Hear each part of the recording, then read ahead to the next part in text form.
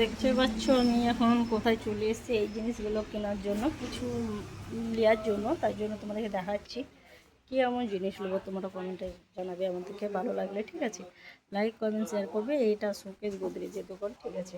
আমরা কিছু জিনিস নেওয়ার জন্য চলে এসেছি, আমাদের কিছু জিনিস প্রয়োজন, তার জন্য চলে এসেছি। তার জন্য এখানে একটা ব্লগ বানাতে লাগলাম।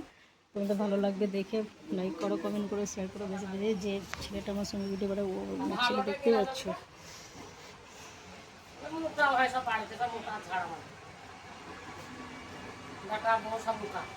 আর একটা বললো 3,500 টাকা।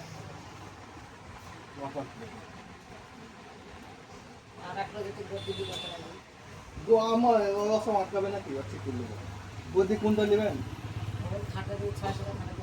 ভালো গদি ইট ও ইটটা দিবেন, স্পঞ্জেরটা। স্পঞ্জের ওই যে ভিতরে আছে দেখেন কেন যে হ্যাঁ ওইটাই এইটা একটা আছে আর ভিতরে একটু ভালো গুলো আছে। দেখি কোনটা পছন্দ। এইটা নেবে, এই ডবল এইটা বুঝবে এটা? হ্যাঁ দেখাচ্ছি দাঁড়া। এইটা একটু ছোট থাকে। 6-7 এটা ঠিক হবে।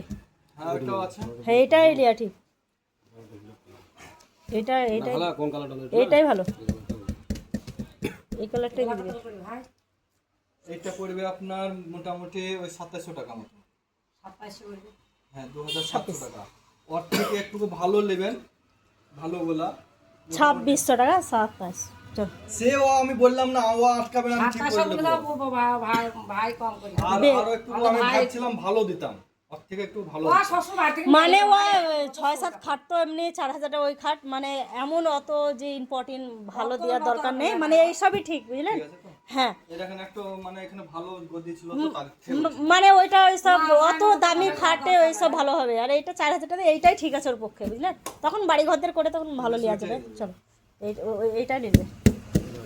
আর ওই প্লাইবোর্ডটা দরকার। চল হাট একসাথে তো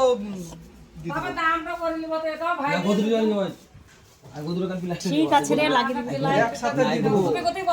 হ্যাঁ লাগবে। শোনো